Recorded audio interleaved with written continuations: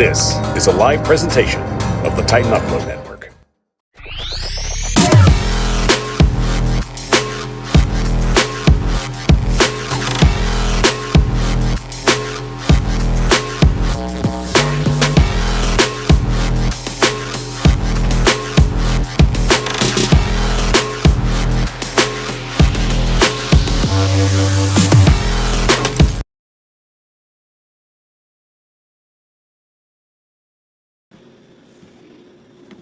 The Power is on the air, live streaming on YouTube, Facebook, Twitter, and Twitch.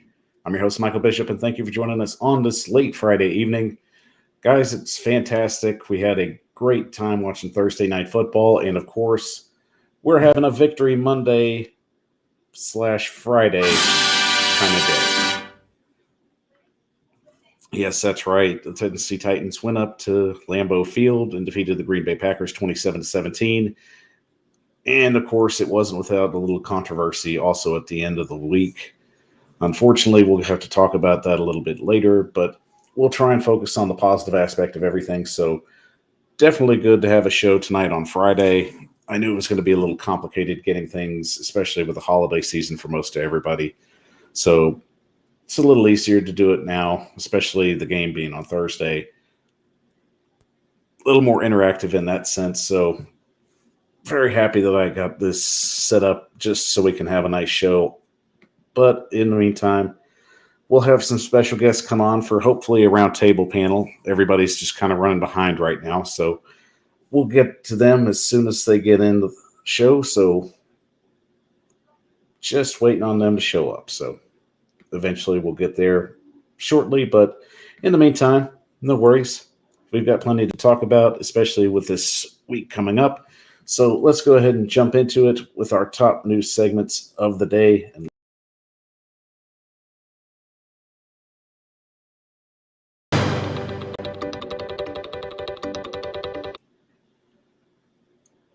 And starting out right now, I mean, if you're in Buffalo, New York, you already have 4 feet of snow on the ground. And it's pretty bad. And it's only going to get worse as the weekend goes on. So with that already in mind, it was announced yesterday that the Bills would be going to Detroit to play their game against the Cleveland Browns. They were already going to play Thursday night football there, that being the Thanksgiving game next week. So it only made sense for them to come in and just handle business that way.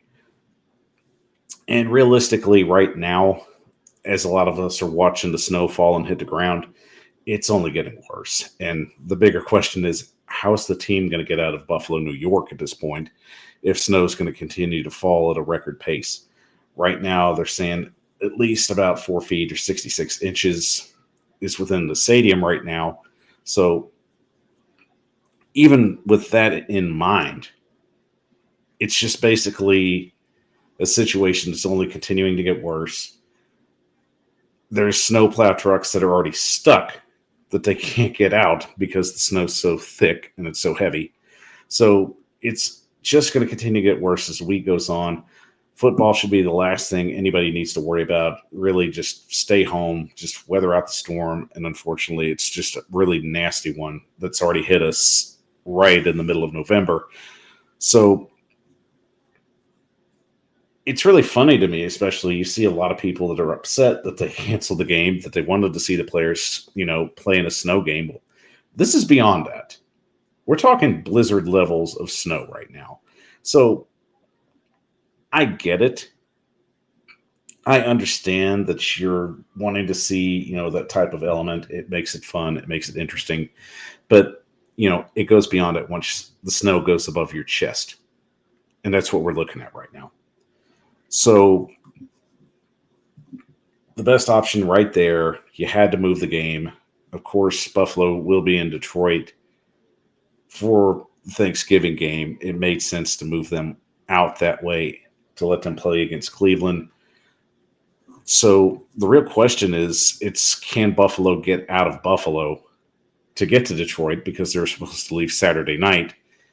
And right now, road work is at a slow crawl to where they're trying to just consistently move things out. They're trying to get the roads clear.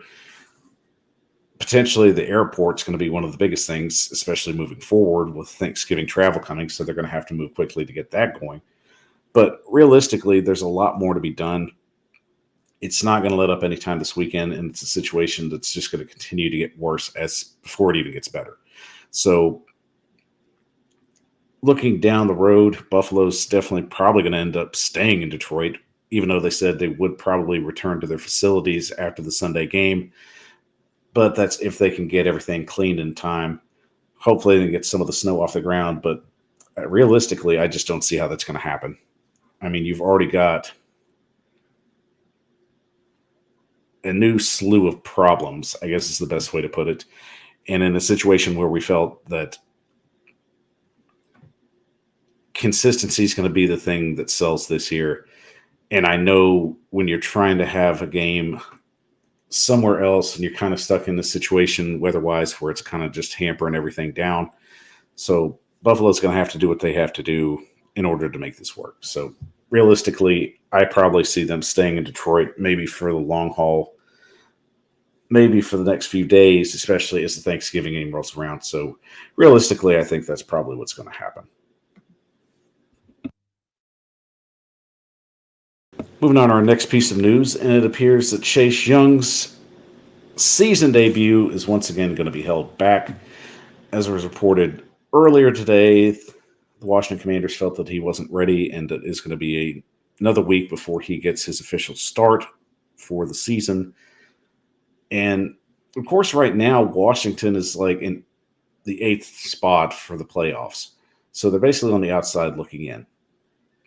And already getting a huge win Monday night over the Philadelphia Eagles. You know, this is a team that really is kind of in good shape when they're getting ready for the playoffs. And there's still a ways to go this season, and there's still some pretty tough games that they're going to have to match up against. So realistically, does Washington have a chance to get in? And I think you look at what they have to face, and I think you look at what they're doing right now, especially at the quarterback position, especially they're starting to get hot at the right time, I guess is the best way to say it. So I do feel you look at a situation where this is going to be a game where we're basically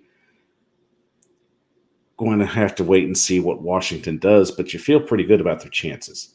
So looking at their schedule right now, and I bring up their schedule real quick. So at this moment right now, Washington still has games against the Texans, the Falcons. They'll have 2 games against the Giants back-to-back, which one will fall within a bye week. They'll play the 49ers, the Browns, and they'll finish the season out with the Cowboys.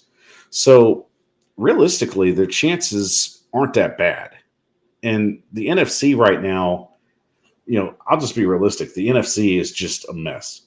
You know, you probably have maybe about 4 good teams right now. 3 is the realistic number, but I'll go with 4. You know, we'll just go with the Eagles. We'll say the Vikings at this point and the Giants. And I guess I'd say the Seahawks is fair right now. The Seahawks have been playing really good football, so I'll add the Seahawks in that mix. But realistically, from that point, everything else is just a jumble.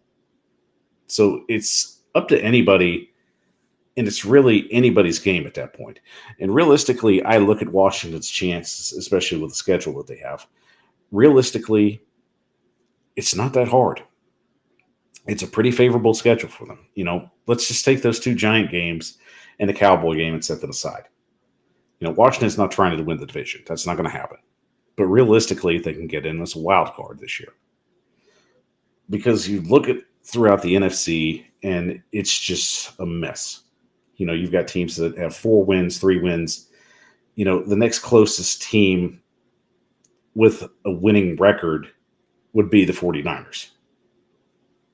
So it's pretty interesting to see how this would fall out. Washington at this point still has not had their bye, so they're sitting at 5-5. Realistically, in the 7-set playoff seedings, you've got one team that is sitting right under there, and it's Washington. So my question is their play good enough to continue to be successful? And I think they're getting hot at the right time. And that's really what it comes down to some of these playoff teams. It's just getting hot at the right time. And I think Washington's really putting themselves in a good position if they can get some wins early. And I think right now you've got the Texans on the schedule, you've got the Browns on the schedule.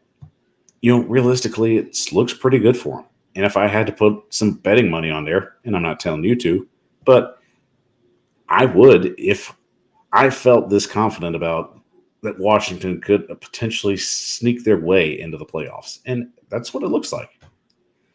So I think it isn't going to hurt to have Chase Young sit out another week. I really wouldn't risk his health, for the Texans at this point, because basically the Texans are playing for a top draft spot. That's really all they're playing for. So consistency-wise, I like what Washington has. Schedule-wise, I think it's favorable.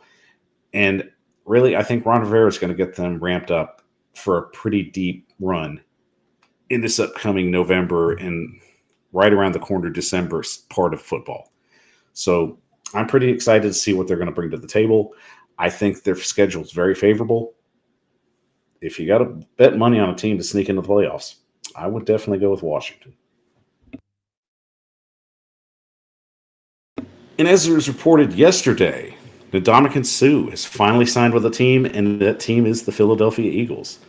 On a one-year deal, Ndamukong Suh is bolstering a defense that is desperately in need of some help on the defensive line. And I like this. I feel it's a situation where Suh was waiting for the right opportunity to come along in the right defensive scheme, and I think this is a very strong fit for him. And realistically, this didn't cost the Eagles hardly anything. So pulling up the numbers from Suh's deal, it was said that it would be a signing bonus of $250,000, a base salary of $750,000 for 8 weeks, which is fully guaranteed, and his per game roster bonus is $31,250 per game, total of $250,000. Now he will get incentives, and there's playing time incentives, and if they get to the playoffs and he wins, there's incentives there. So realistically, it's a contract worth about at a max payout of about $2.5 million, which the base value of that is about $1.2 million. So realistically, the Eagles are paying Ndamukong Suh right around $2.5 million. Just for a one-year deal. It's a cheap rental. They need more help in the defensive front, especially after last week where the Commanders basically just made them look ridiculous on the defensive front. And you add a lot of veteran depth. You add a lot of veteran experience with Suh. And I think that this is the point in his career where he's just looking to try and play for whatever he can get to. He's looking to go somewhere that's competitive. I would very much say he's in shape. If he wasn't, then more than likely we wouldn't sit here be talking about this. But I like this. I like the fact that the Eagles are being savvy at this point. And really, like I said, there wasn't anything that they paid that was worth losing in the next year. So they're going all in. And I still think the Eagles have a very good shot at getting to the Super Bowl. I think they've got the talent. I think they've got the core. I think they've got the right coaching staff in place. Everything's lining up for them. So consistency is going to be the key factor going forward. And I think when you go out and sign a player like Suh, you've got a guy that has an immense knowledge of how to play winning football, especially in November, December. And they're going to play a pretty tough schedule upcoming soon. So they're going to need a guy that's going to be able to stuff the middle, that's going to be disruptive. And they really don't need him to be that guy that he was, 4 or 5 years ago, because they're not going to get that. You're just getting a guy that's going to be serviceable. And I think that's what Ndamukong Suh is. He's serviceable. You need somebody that's going to just come in, do the job, and make everybody else's job easier.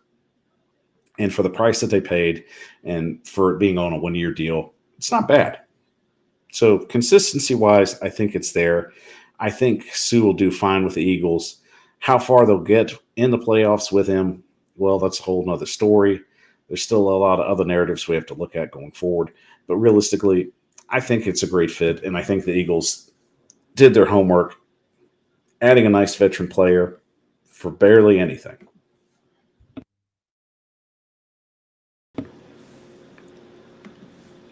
And moving on to our next story, it would appear that Russell Wilson has been having trouble with some of his play calling signals. As it's been said by some veteran players who's been watching Wilson play, it appears that Wilson has been using some of his old signals from when he played with the Seattle Seahawks. And I look at that, and that's pretty wild, especially the fact that he's so used to this cadence. He's so used to audibles of this point. It's a consistency problem, I think. And you look at the work that Russell Wilson's done. You look at what he's doing. I mean, a lot of us get the feeling that maybe he was a system quarterback. Maybe Pete Carroll's system is more tailored to be quarterback friendly. I mean, realistically, let's look at Geno Smith. Geno's having probably one of the best years of his career. And it's all in Pete Carroll's system. That's not to discount what Russell Wilson's talent is. Russell Wilson's talented. Let's not get that stretched.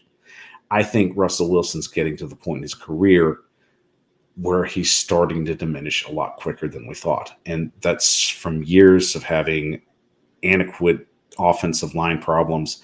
There was never any consistency there, and also lack of playmakers. So really, Russell had to do a lot of legwork. Russell had to take a lot of unnecessary hits throughout most of his career. And I understand going into the new offensive system, there's going to be some hangups. So what I look with Wilson at this point, is it consistency or is it just habit? And I could say it's either one. You look at what Russell Wilson's done throughout the NFL, and his body of work says, with Denver, success was imminent. But the biggest problem I have with Wilson at this point is, can he stay consistent enough to just win games and not get in his own way? And right now, the answer is no. And it looks like we've got a guest on the bottom, and let's introduce him. From the Titan Upload Network, one of our favorite people and one of our favorite colleagues to talk to when we get the opportunity to talk to him. Man's been busy on Twitter and also putting out great content on his page. You all know him well. Please introduce Titan Rossi. Rossi, welcome to the show. Hey, man, it's good to be on, man. I'm glad I can make it. Sorry, I got my green screen back here, but it's good to be on, man. I just got off of work. I had to work a little over tonight, but I'm glad I could be on with you tonight. Rossi, you never have to apologize for having to make a living. I understand. But glad to have you in on a show. Just talking about Russell Wilson right now with the news story that broke that he's been using previous signals from the Seattle Seahawks. So what are your thoughts on that? Is it just a habit that he's just trying to break from?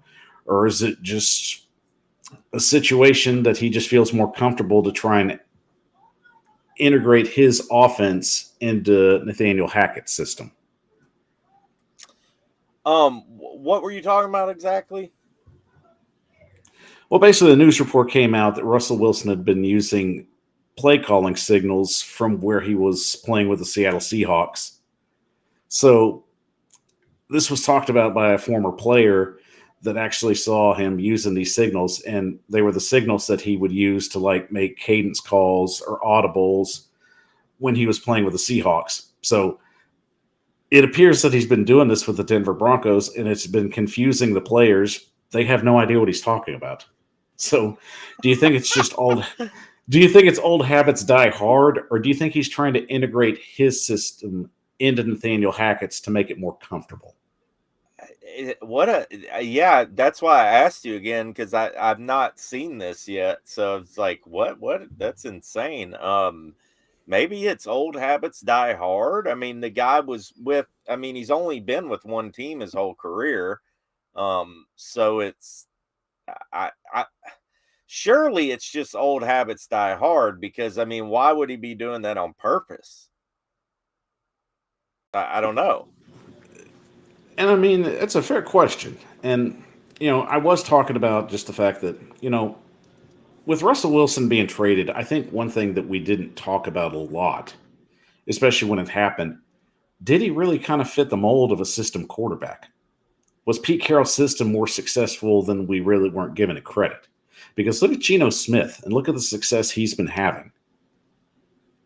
I mean, Right. Geno Smith's having a career right now. So Russell Wilson being out of Pete Carroll's system and in something that he's never really run out of just the comfortability of running it. I mean, are we really just seeing Russell Wilson just not able to fit into another system and try and make it where he's more comfortable doing it in a system that he knows? You know what? That's a good thing to bring up, because you very well could be right. He very well could have been a system quarterback.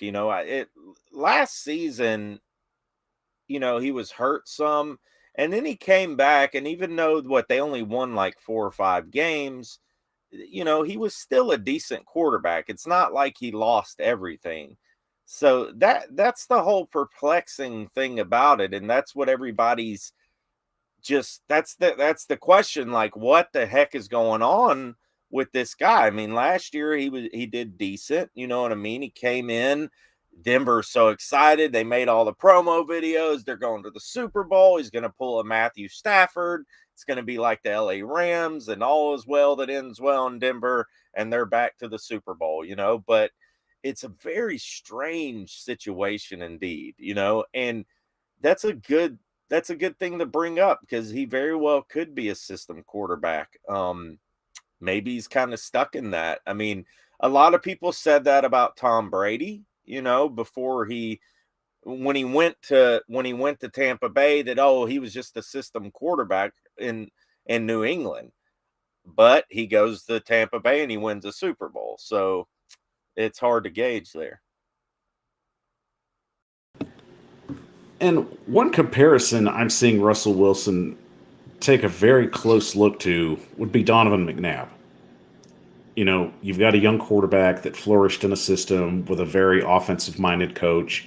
The system worked well for him, that he had certain playmakers. You get one dynamic receiver that really doesn't work. And unfortunately, you end up getting traded to another team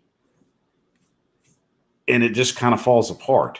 Just because I think wear and tear kind of starts showing up. It looks more consistent. Russell Wilson and Donovan McNabb kind of mirror each other. Would you agree to that? Yeah, I would say so. I would say so. But the biggest thing going forward is it's already showing that Denver is really kind of in just a stalemate kind of situation. The head coach is just not working out the way they hoped it would work. Russell Wilson is basically locked in with an insanely amount of money that's going to be a hindrance for the next couple of years. So realistically, what's going to help Wilson move forward? Is it going to be a coaching change? Is it just going to be a setup change? What's going to make him more comfortable and help make him more successful to move forward? I'm not sure. That's a tough question, just because the enigma of it all. I know a lot of people have criticized the play calling a lot, and when I was watching the game against us, I was even kind of like, huh, why are they doing this and why are they doing that? But there's a lot of weird things about Russell Wilson, and was he too comfortable in Seattle, and is he able to bounce back from this and be the quarterback that he once was? And what's it going to take? Because a lot of people like Nathaniel Hackett, right? I mean, wasn't Hackett where did he coach before? He was in Seattle, right? Or am I wrong? Hackett No, basically Green was the Bay. offensive, Green Bay. offensive coordinator. Right. And everybody thought it was going to be like a match made in heaven. And so I don't know. That's a good question. I really cannot answer that question, what it would take. I really don't know. Denver thinks that they repeat the magic with what they did with Peyton Manning, bringing in Russell Wilson. Unfortunately, right now, there are more questions than answers. We'll just have to wait and see how the season progresses going forward. Right. And of course, well, we definitely got a football game on Monday night. And since my show's on Monday and I do Monday Night Football, it just makes sense to get y'all at least 4 days ahead. So you're welcome. But Rossi, it's a pretty good matchup, especially with two teams that are basically fist fighting for control of the NFC West. At this point, it looks like the Rams might be finished. Seattle's still on the cusp of stealing this thing, but realistically, the 49ers and the Arizona Cardinals very much are still in play. But one of these teams has to win to change their fortunes. Because as of right now, the Cardinals are battling a lot of injuries, and the same could be said with the 49ers and with some inconsistency problems. So to start up with this matchup, the Cardinals have been banged up for most of the season. And it's really going to take a lot of effort to see if they can get Hopkins out there on the field, which apparently he's suffering from a hamstring issue. So if you're the Cardinals right now, what's your game plan for the 49ers to try and get this win? I think you gotta do your best to, get Kyler Murray. Kyler Murray is playing, right? As of right now, there's no word on that officially. Okay. Well, I mean, if Kyler Murray does play, I think you got to, use Kyler Murray's legs as much as you can. I mean, San Francisco has been one of those teams. I mean, they're 5-4. They got Christian McCaffrey, and then that's another thing. Everybody's, McCaffrey's there, and now they're putting him up there. And I've seen a lot of power rankings where they're top 5. A lot of people are putting San Francisco in their top 5 now. And I think that San Francisco is a good football team. I think they're going to do well with McCaffrey. I like how they've used him so far. I just don't see Arizona having enough to beat them. Could they make it a game? It all depends on Kyler Murray and how he plays. If what D-Hop can do and everything. But I see San Francisco winning this one. Maybe not convincingly, but pretty comfortably. And that looks like what may happen this week because I've already pulled up the Cardinals' injury report. And as of right now, from their practice on their practice Friday now, you've got DeAndre Hopkins, Budda Baker, Zach Ertz, DJ Humphries, Byron Murphy, Max Garcia, Marcus Golden, Colt McCoy, Kyler Murray, and Matt Prater, who have been either on limited or full participation right now as of today. So Murray's been limited with a hamstring issue. So Yeah, I would have to believe that if he can't go, then Colt McCoy is going to probably get the start right there, which Colt McCoy is even dealing with his own issues with a knee issue. So he practiced fully. So right now, if you had to pick one of the two at this point, who would you feel more comfortable health-wise? I mean, Arizona last week, they Colt McCoy had a heck of a game, right? Yeah, he had a really good game last week. So I mean, if it's to a point, I mean, we all know hamstrings can be very nagging. They can really hamper your play.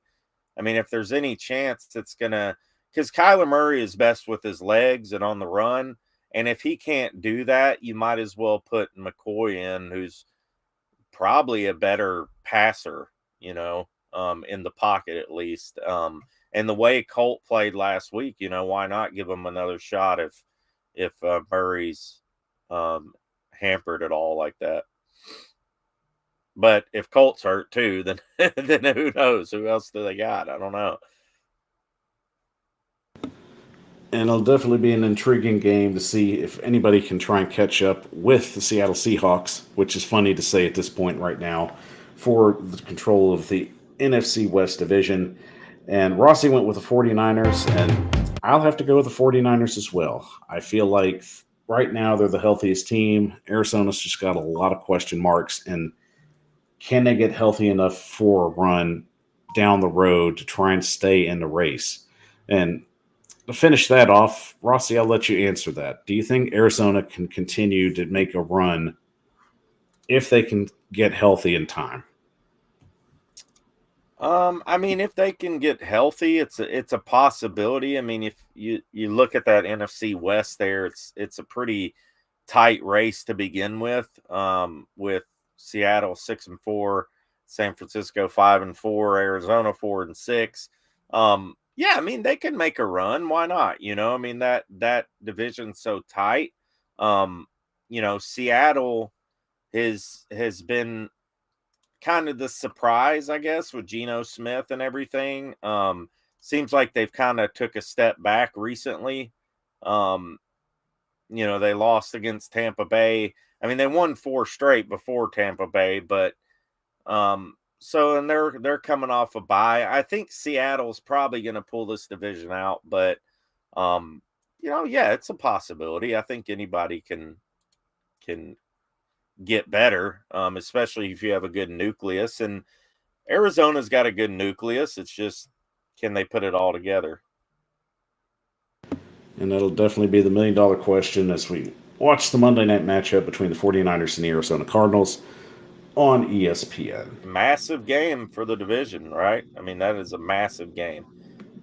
Indeed. And it's definitely going to try and keep pace with the race in a very, very cluttered NFC at the moment, where you've got 4 competitive teams that are kind of stepping away from everybody else. And then you got this cellar, and you got your 5-4, 3-win teams. But realistically, you got some 3-win teams that are still in this thing. Right. Well, all right, guys, we'll take a quick 30-second break. And when we come back, we'll talk about what we really want to talk about: Titans, Packers, Thursday night football, what we liked, what we didn't like. And Todd Downing, a drive we wish that he didn't do, and we'll talk about that as well. I'm Michael Bishop of the Power Hour, and we'll be back in 30.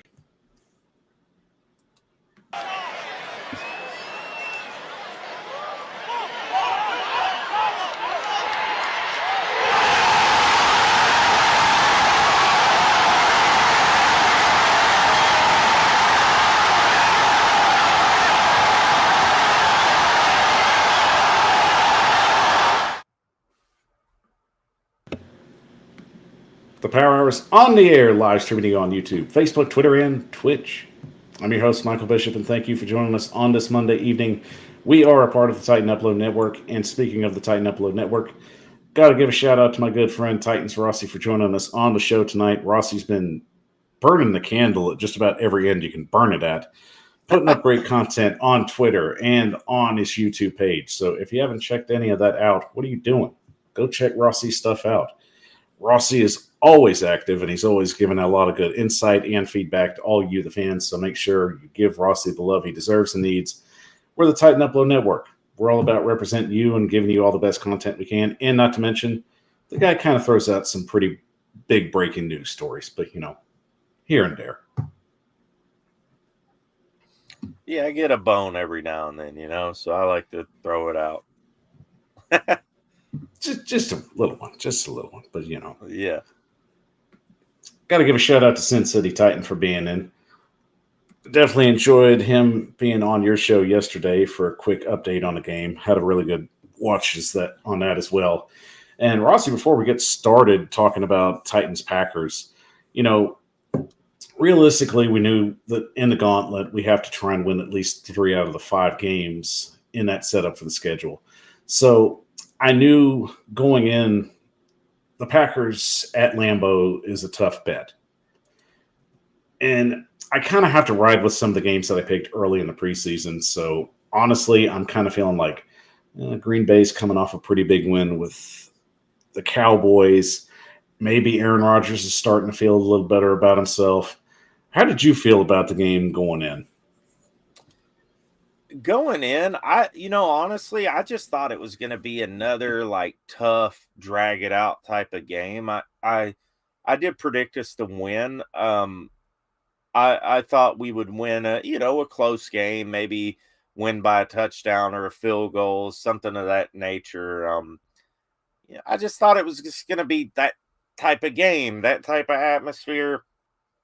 Green Bay, they made a huge deal in the pregame how everybody was so excited, all the Packers fans there. They beat the Cowboys last week and everything, and I just thought Arizona would come out and put up a better game, but you know, the Titans, they showed out, man. They had the best offensive outing as far as the passing game. And they did some good things in the run game here and there. They were effective when they needed to be. Got some big first downs. Got the run into the end zone. They utilized Henry. I loved how we utilized Henry in the passing game on the screen, which we haven't done that in a long time. And I was very impressed with how we showed up for that game. And realistically, you know, Green Bay dealing with their receiver problems, Aaron Rodgers going through a midlife crisis, whatever you want to call it, you kind of felt like, are they starting to heat up at the right spot? Tennessee Right. coming in, the weather looks favorable, not snow, but cold. And, we really haven't just killed it in cold weather yet. But talking about it is one different thing. But let's jump into it and start breaking down everything about the game that we felt was the consistent point there. And of course, as you see, Tennessee comes in on the road, dominates the Green Bay Packers, especially on defense. But the biggest surprise of the night was the offense. Throughout the entire year, I don't think that there's been a game where we felt confident about just walking away and just saying, wow, we really dominated on every aspect of the ball. Rossi, this was the game that we could go away and say that. And starting with the offensive production, the first drive was really what set the tone. So Mhm. it's a situation where we understood we had to get the script right. But when you start going off script, that's really where the concern starts to build up.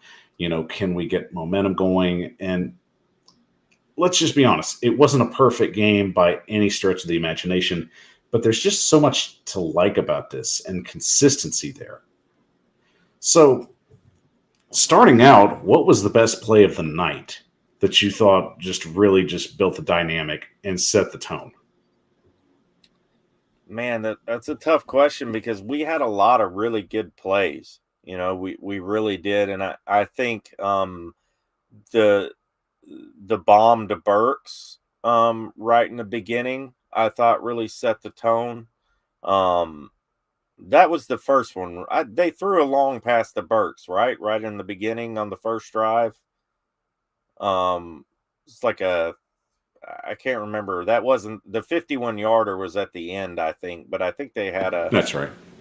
yeah, it was somebody on the first drive who got a pretty long reception, and I thought that kind of set the tone. I thought the whole first drive set the tone. And the reason why I love the first drive so much is, and I tweeted about it, but you go directly to Chig, your first play. He didn't catch it.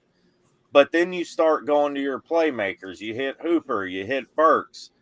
And what I really noticed about this game in contrast to our other games, and of course, having Burks back makes a big difference, but they went to their playmakers.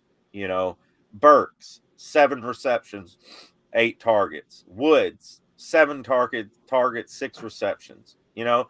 Hooper, 4 targets, but 2 touchdowns. So 2 in the red zone, which I thought was great. And that's where, remember in the preseason, Mike, where they made a big deal about how Hooper and Tannehill had this connection, especially in the red zone. I think now we're starting to see it come to fruition, and it's something that we can really build upon. But I love how they use their targets. I want to see Chig more involved. I think that's coming. And I agree with that. And Sin City brings up a really good point right here.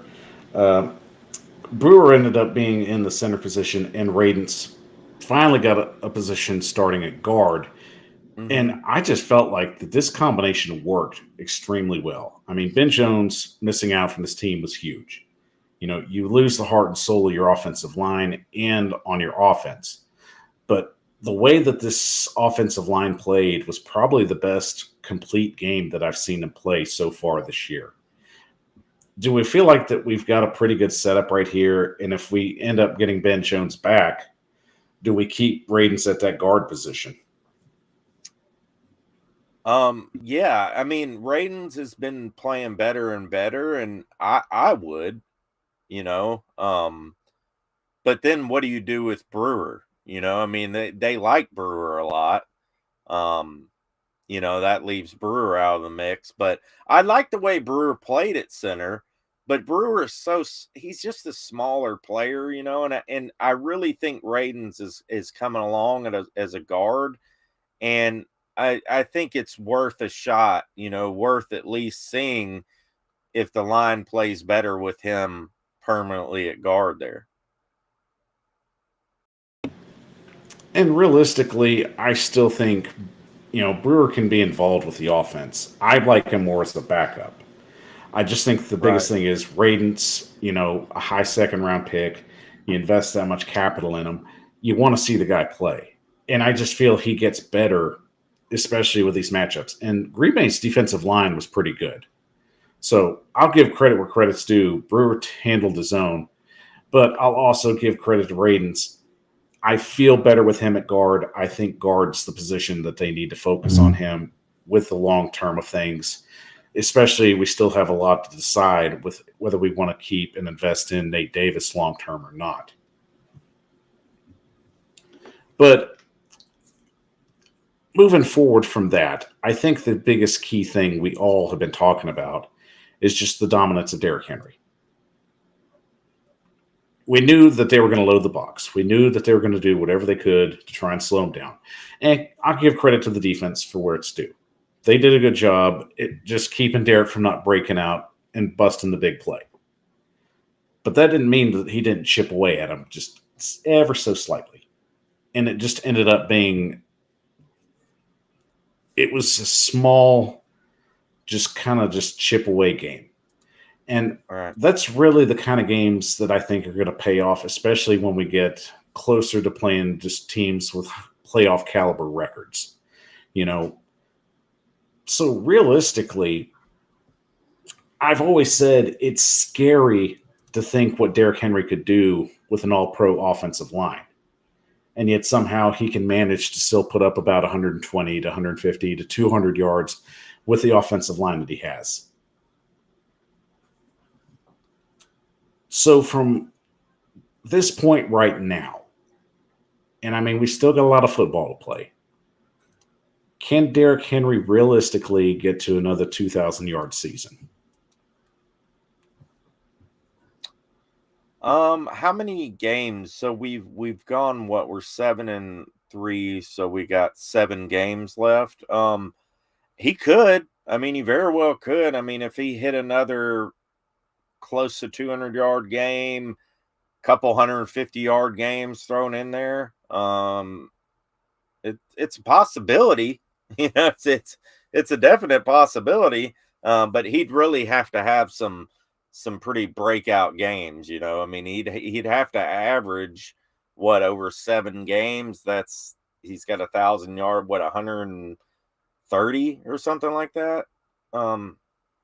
A game. I would have to do the math, but he definitely could do it. Do we want him doing it? I don't know. I mean, I think if we got to get this passing game at least, consistent. If we can get this passing game going to where it's consistently just at least moving the football, being efficient, man, I mean, we could beat anybody, in my opinion.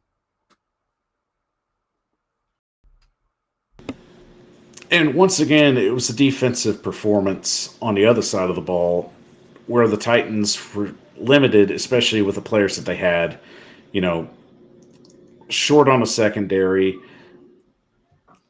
Fulton ended up going out of the game later. So, and unfortunately, D'Amico Autry goes down as well, which I forgot about that. And I wish I could forget about that, but unfortunately, that's not the case. But the fact that this team can continue just to rotate guys in on just a be ready to play basis, and they find ways to win with that core guys. Now, I know nobody really wants to just continue this trend where we play at a high level and guys get beat up and injured, and then we just have to start playing guys in spots to fill that in. But what kind of testament is to this team that they can find talent anywhere and have them step in and fill those positions, and it be consistent enough to get them the win or help them hold on for the win? It's amazing. It blows my mind the way that they do, that they get the most out of a little. You know what I mean? You look at yesterday's game. I mean, you got guys like Josh Kalu.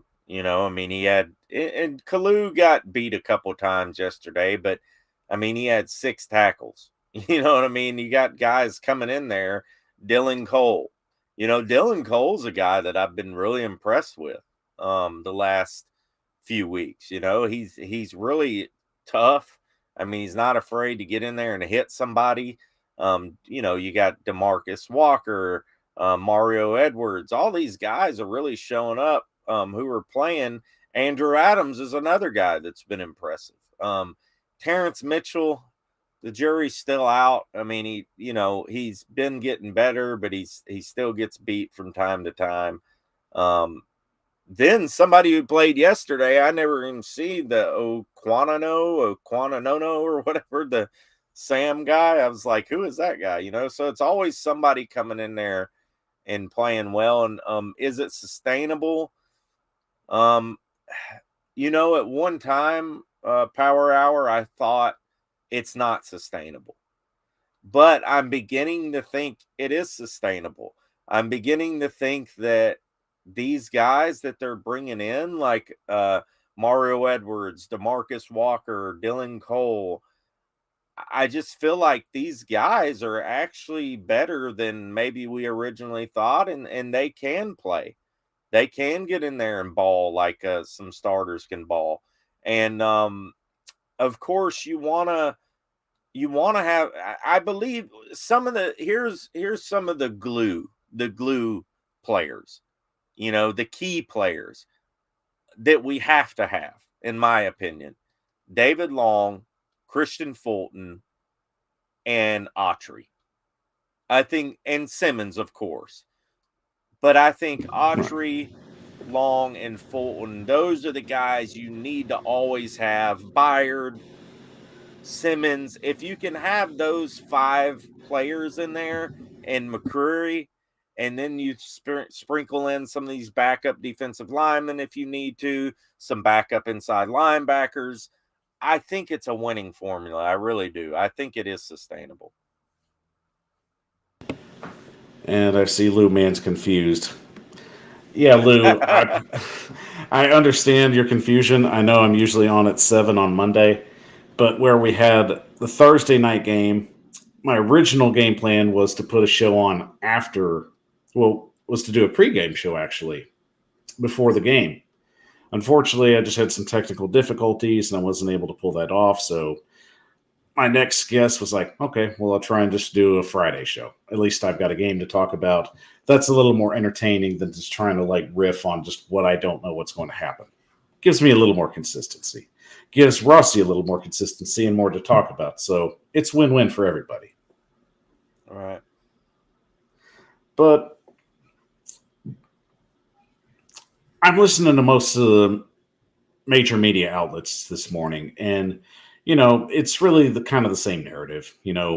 Are the Packers broken? Aaron Rodgers is just losing it. Hipster quarterback, all that fun stuff. But I think my favorite quote today came from Peter King, and who I have the highmost respect for as just a football mind in the business. And he said a quote that I feel is just very much full truth. Mike Vrabel is the most underrated head coach in all of professional sports.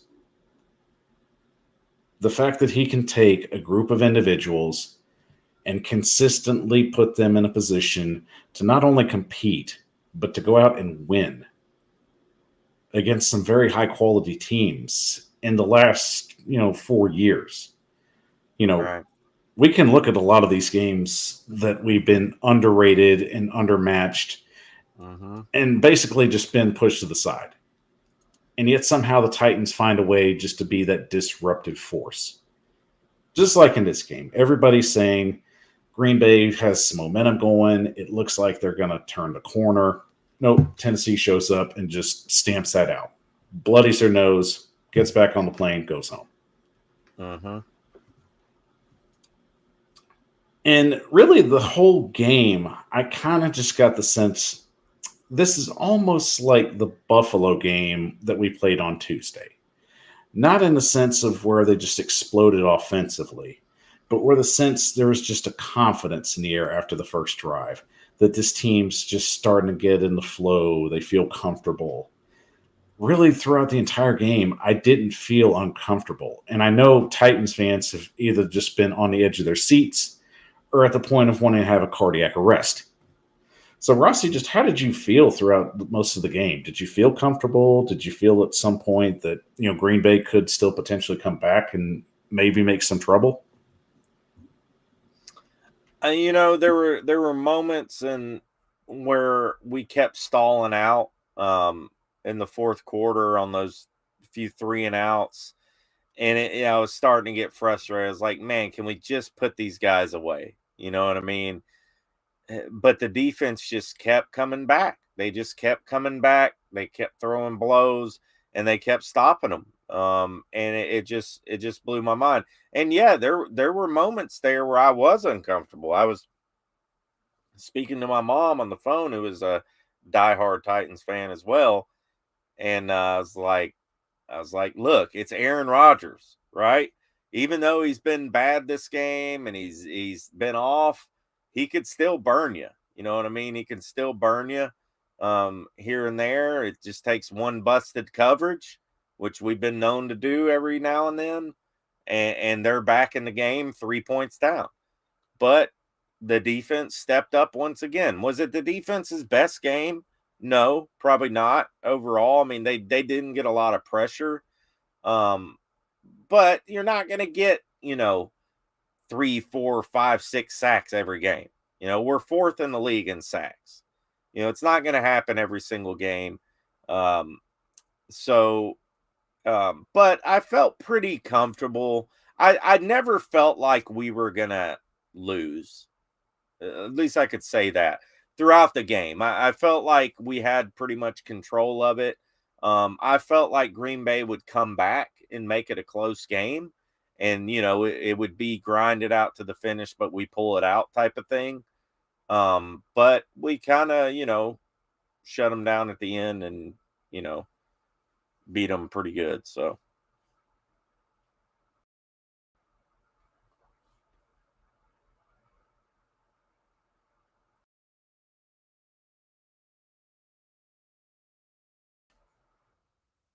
I think you might be muted there. I'm not sure. Sorry about that.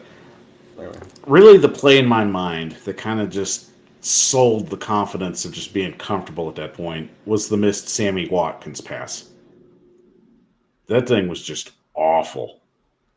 Yeah. And after that, my whole mindset was like, Tennessee's going to win this game. Like Aaron Rodgers,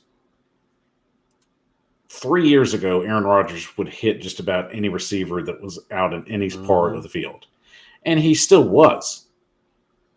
But a lot of those passes were just like floaters or just off the fingertips or off the palms.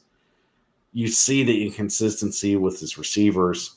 And I mean, that's a whole nother show and a whole nother story. But I digress. And he admitted it. He admitted it after the game. Did you see his what he said about it? He wasn't throwing the ball well or something like that, throwing a lot of wobblers, which I thought was interesting.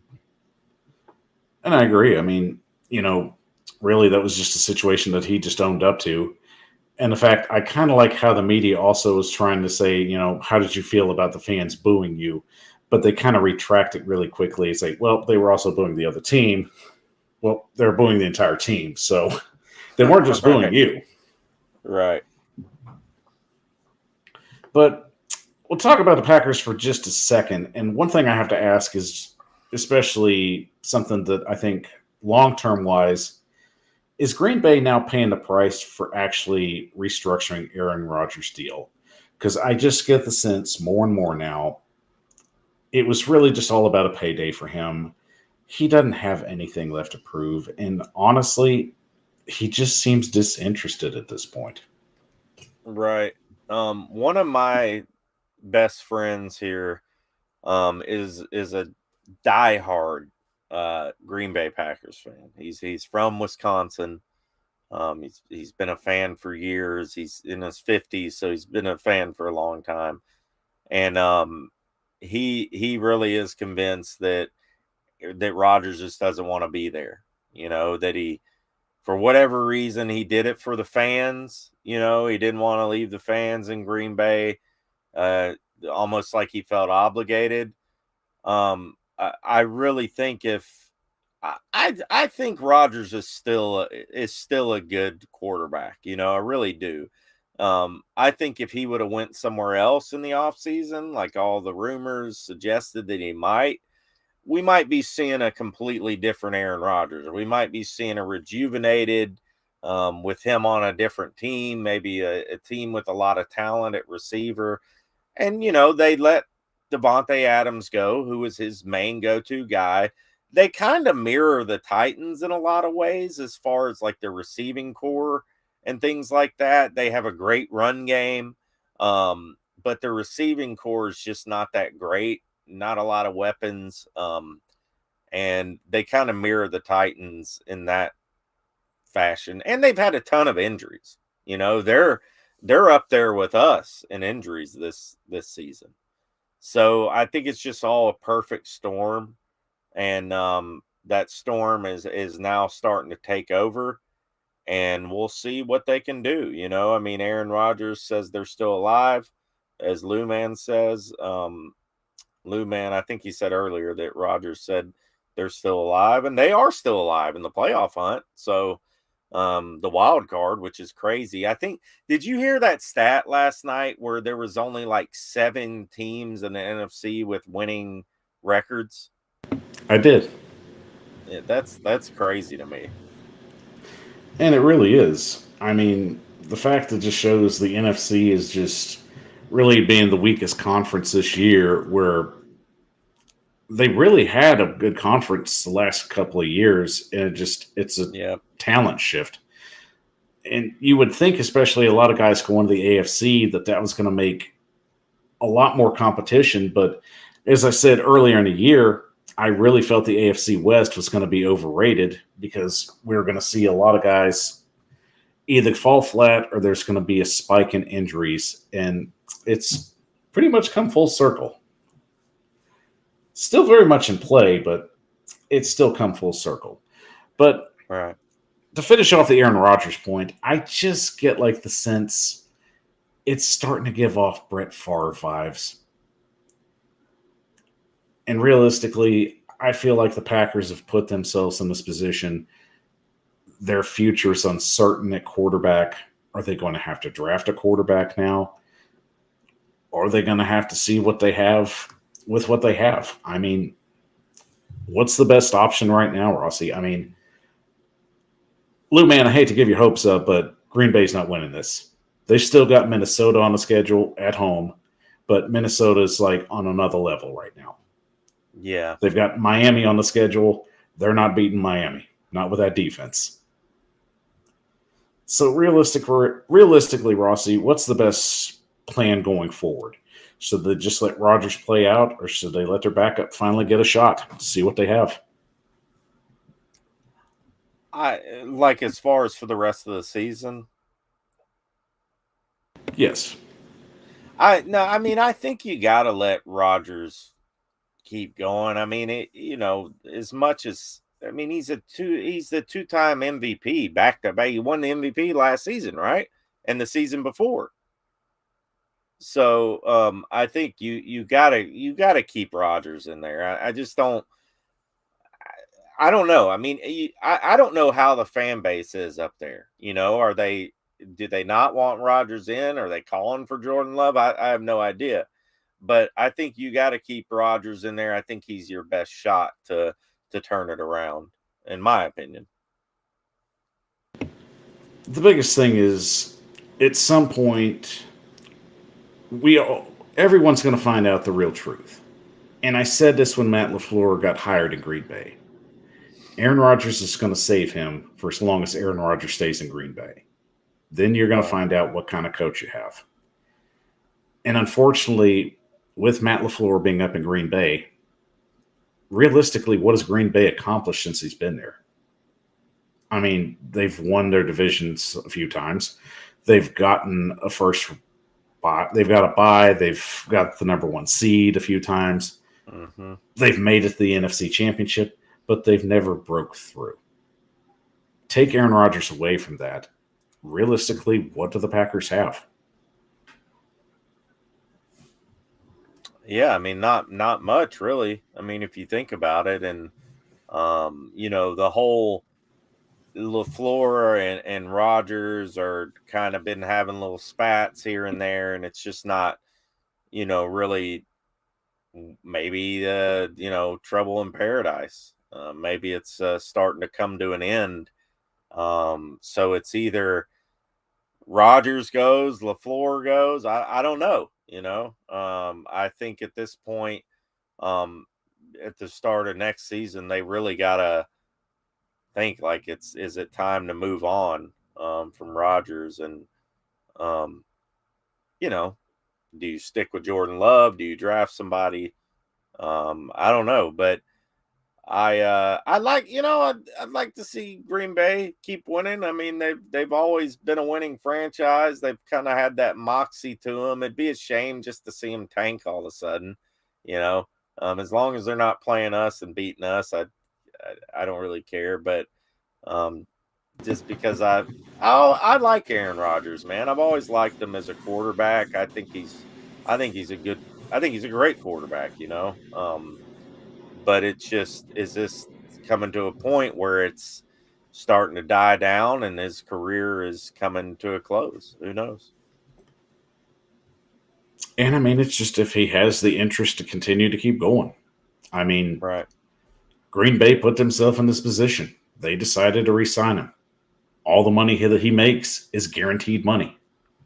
So realistically, Green Bay could have cashed in on him, as I said they should have. I really felt it was a situation, if you got a guy that's worth 2 first-round picks, cash in. Somebody was going to give that to get Aaron Rodgers. They will. They definitely will. And realistically, it's not a bad draft for the quarterbacks this year. So if you had to put Jordan Love in to see what you got, and he's really not that good, I'm really at the point where I don't think Aaron Rodgers is going to come back next year. So, right. And Lou Man is apparently trying to throw the discount double check my way. Lou Man, I don't think that's going to work, especially, I don't even know what my insurance is, but it's nothing that you would see on TV. Yeah, my insurance is like just that stuff. It's that insurance company you see like on the door handles, also like on the back of the Chinese menu. That's what my insurance is. Mine is too. I don't even get the discount double check. I just have to double check to make sure I didn't get overcharged. Right.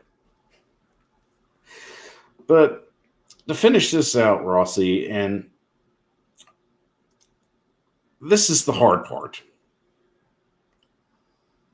Todd Downing actually put together a solid game plan. Yeah, he did. And that seemed like what was going to be the whole selling point. Yesterday, you have, I can't remember who put out that article, but they put Todd Downing basically as a next potential NFL head coach. So that was a laugh for most of us. But realistically, puts together a solid game plan, executes it. Everything goes well, and then unfortunately, we find out the next morning Todd Downing was arrested for DUI, and it's a situation that now has become very cloudy. So I know you've been keeping up with it and doing your homework on it. So Rossi, realistically, what are we looking at here? What's possibly going to happen?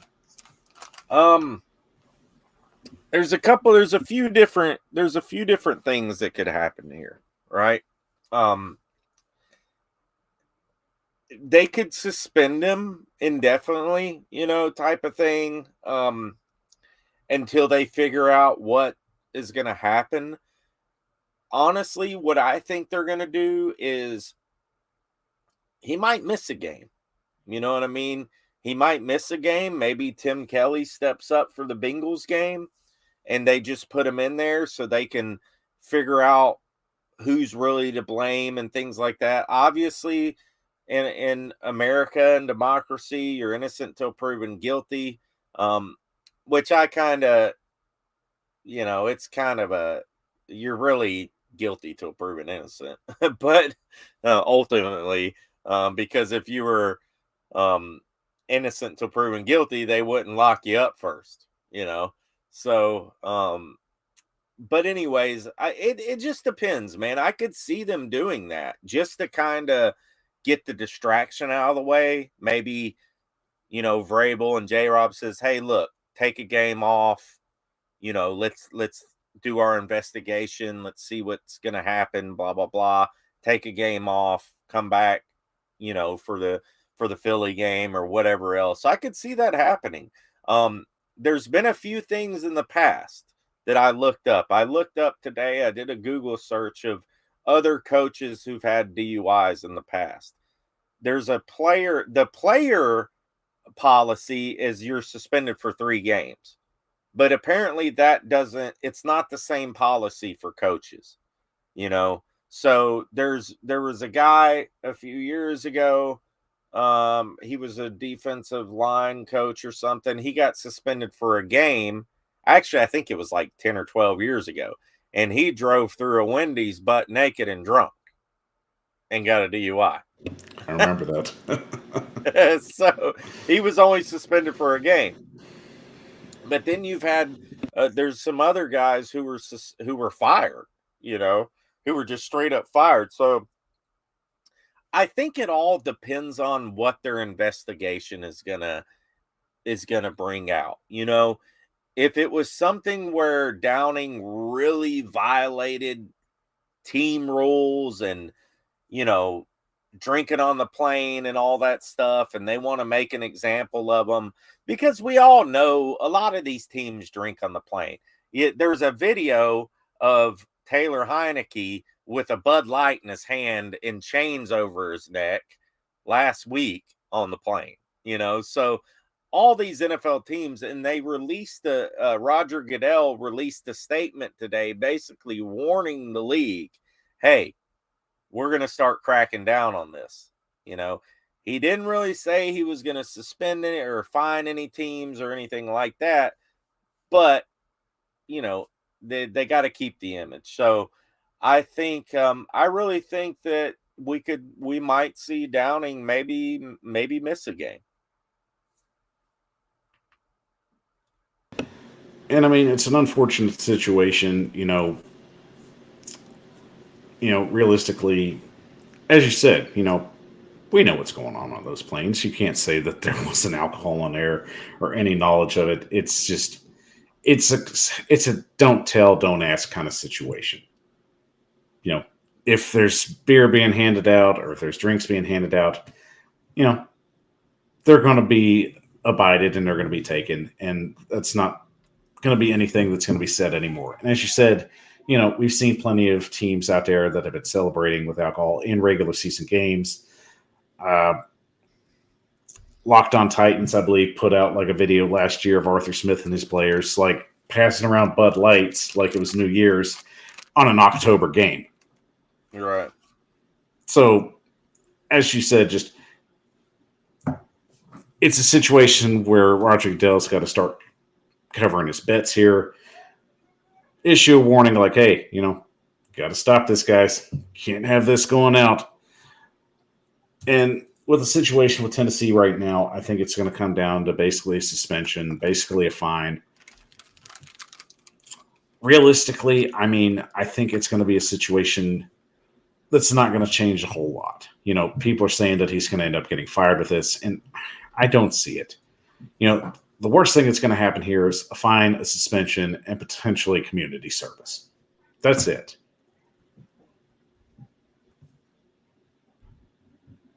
Yeah, and you're probably right. And you know what was funny when I was looking up the old charges? Did you know Mike Vrabel got arrested years ago for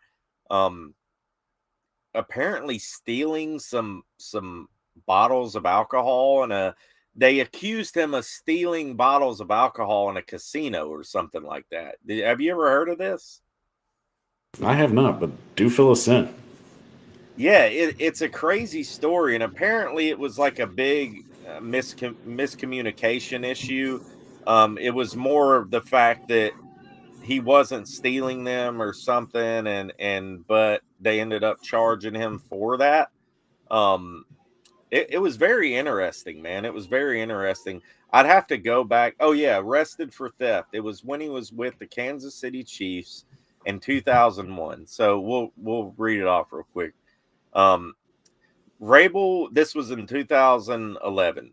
Vrabel was arrested at the Belterra Casino Resort and Spa on a Class D felony charge, which is a it's a felony, the lowest level of a felony crime in Indiana, but was released Monday morning after posting a $600 bond.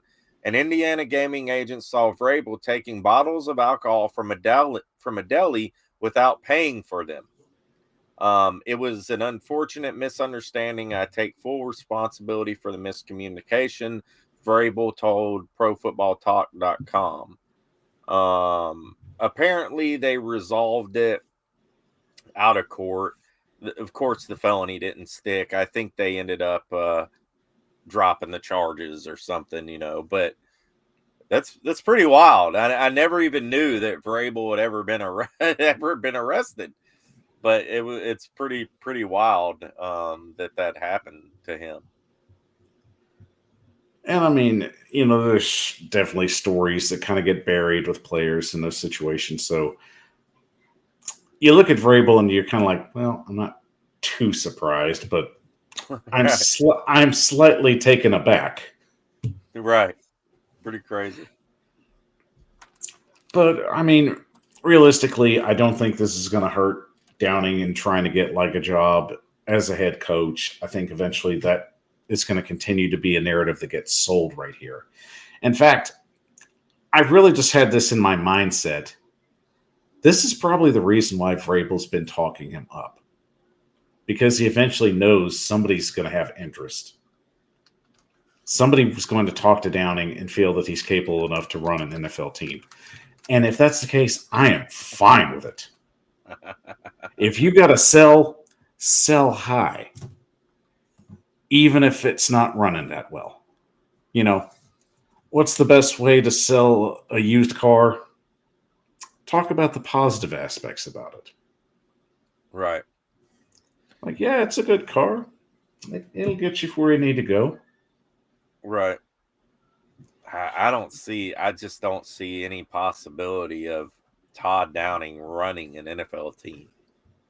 Well, this is the funny thing, Rossi, and I've battled with this the last day or two, but I've come to this conclusion. Let's remember Mike Vrabel's defensive coordination job and how bad he was at it. Mm-hmm. People forget Houston was dead last in most of the categories. Now, there's a lot to take in there. They were without a lot of their players, but they did have Clowney. They did have a good chunk of their secondary, and they still couldn't do anything. But Vrabel's turned out to be one of the best coaches in the NFL right now. Right. So I think it's the rare exception of sometimes you can find a guy that's better at being at a top position than he is at a mid-level position. Maybe Todd Downing's that guy. And I can't discount that. some guys are better bosses than they are workers. Well, I mean, I wouldn't mind if he was a better boss somewhere else. Hopefully, maybe some team will come get him and it'll be out of our hands. But he did good. He had a good game. I'm not going to discredit the guy. He called a good game overall. I thought he did very well, And I released a poll last week on Twitter, and I said, is Todd Downing getting better throughout the season? It was very interesting to me, and about 500 people voted. It was very interesting to me because I thought the scale was going to be pretty like 90% no to 10% 10, right? It was like 43% no, 57%, no, 42, 43% yes, and 57% no.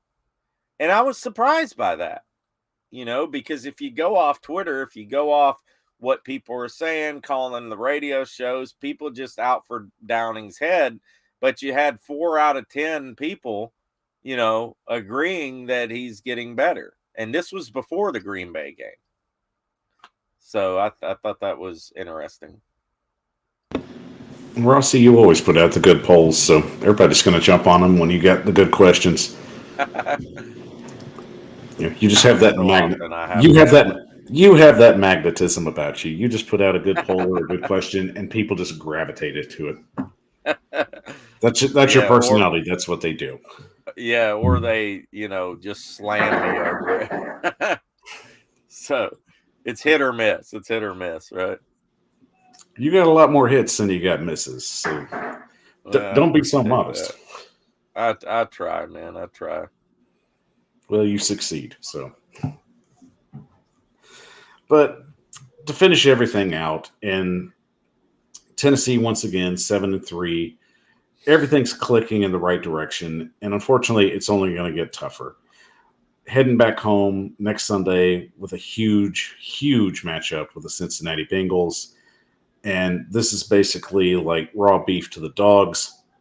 Rossi, you got to know that this is going to be the one that a lot of these guys have circled on their calendar. So what's going to be the setup for this upcoming game with the Bengals? I'll be at this game. Me and Tyler and his wife from Titans Time podcast. I think this is going to be a tough game. Luckily, it's at home. The Bengals have not been like great this year. But honestly, I mean, they weren't like real great through the season last year either. You know what I mean? They started coming on at the right time. Right. And Joe Burrow is a heck of a player.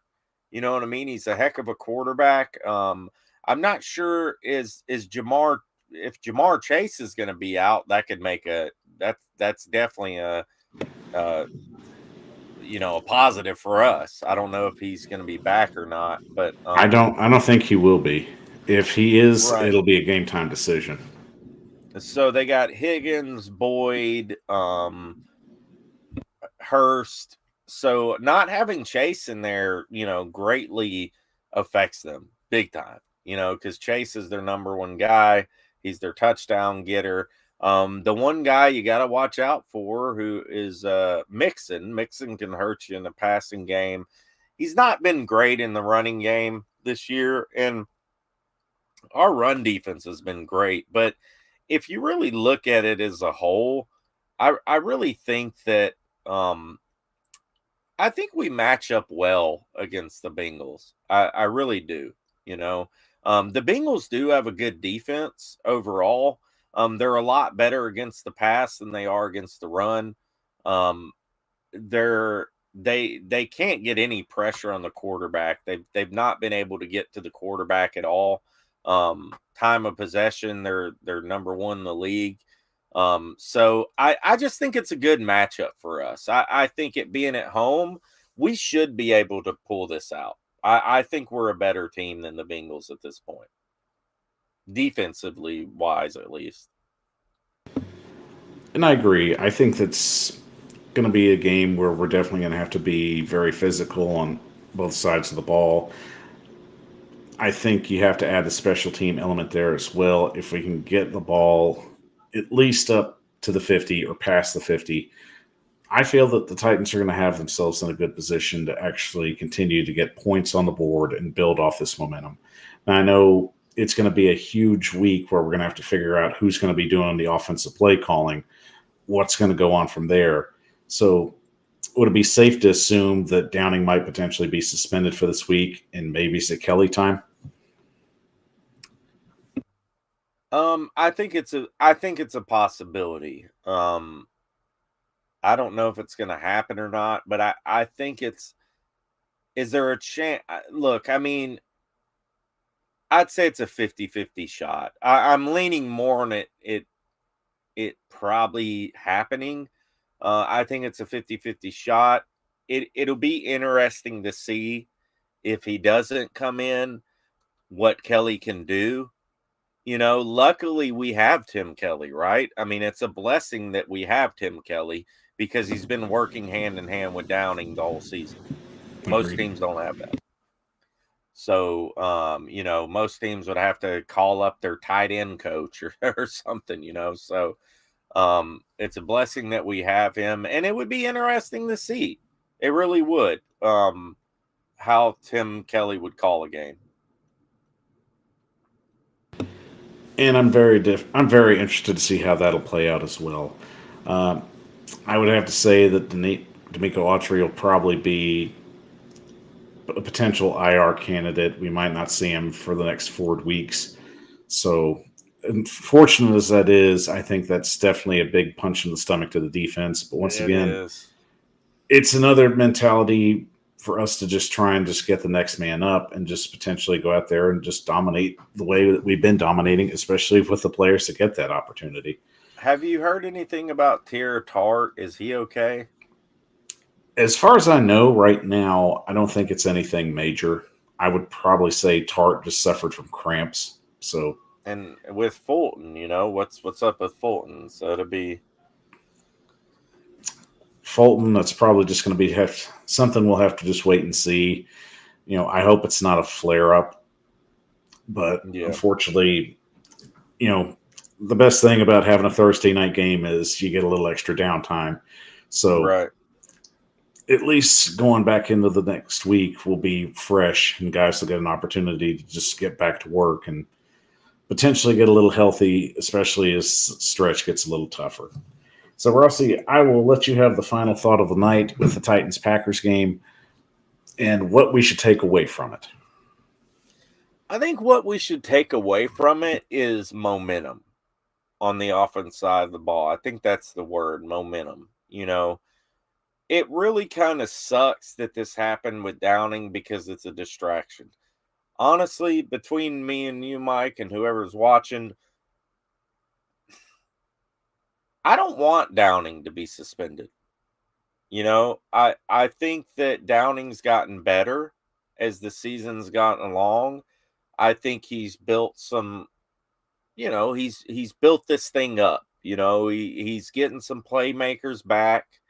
I think the last couple games he's gotten better. And I really like having consistency, and him being able to keep improving. And I think if Kelly's in there, you might take a step back. I don't know. It's just my opinion. I would like to see Downing in there, but I understand, it all depends on the severity of this night that he had. What's the severity of it? Did the Titans think and the league think it's severe enough to suspend him for it or slap him on the wrist? That'll be where within lies the decision on that. But I really think you got good momentum. You're winning some games. Even with the Kansas City game, I don't think we lost momentum from that game. I think we actually built upon that game, because nobody gave us a chance. 13-point underdogs. We came in there and we played them toe to toe, smacked them in the mouth. You know what I mean? And I think that it shows that the Titans are a legit team. They're a legit contender in the AFC, and you better watch out for them.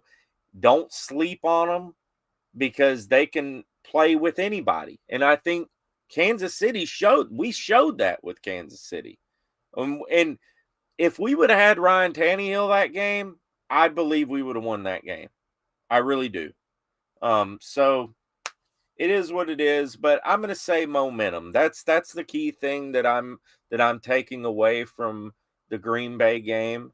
And I think it's a good building block. And I hope that the Downing thing is not a distraction and a hindrance. I hope we can keep building this offensive momentum that we got going.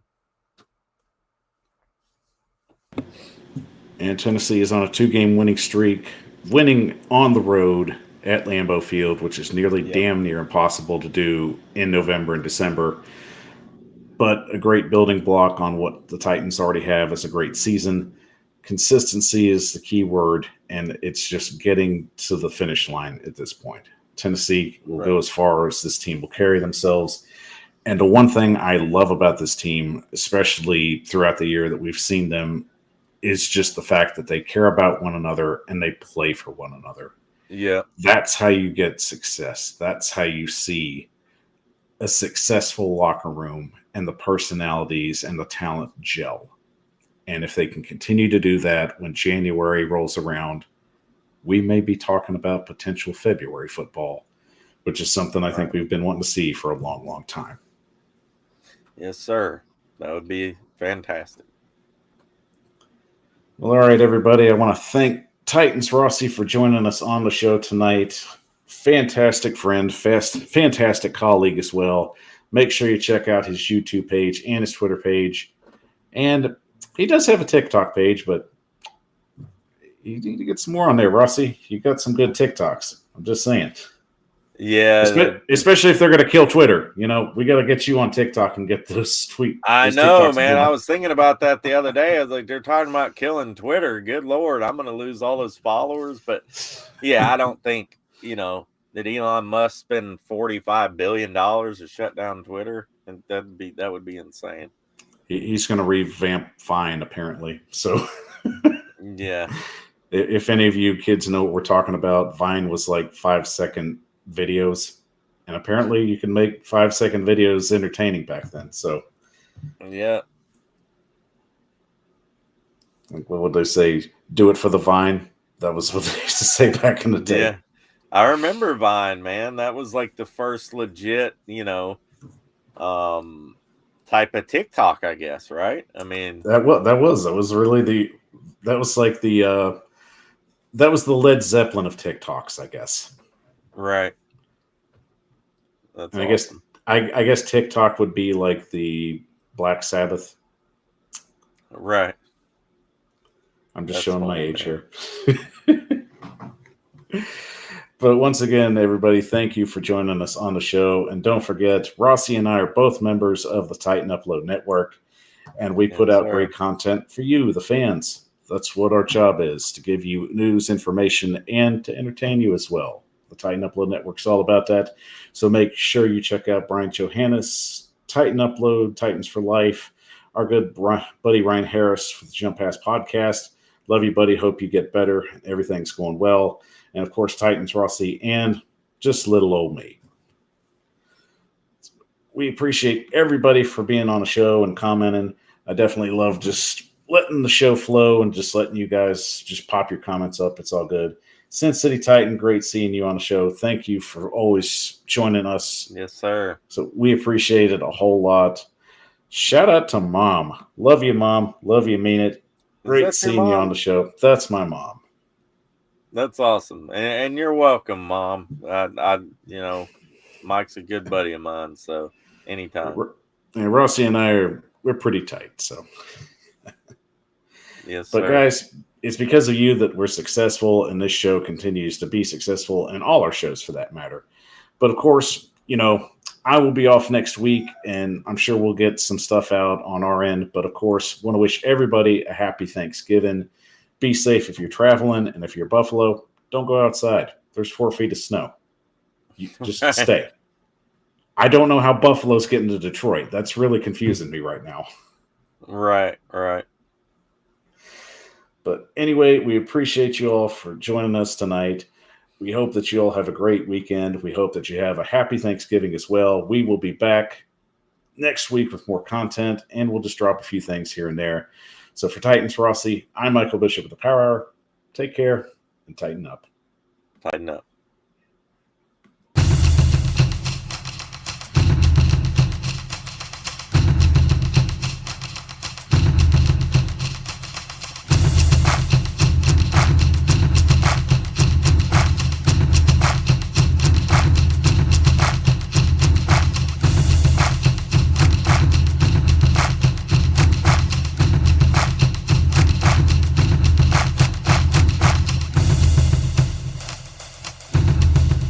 Thank you for watching this live presentation of the Titan Upload Network.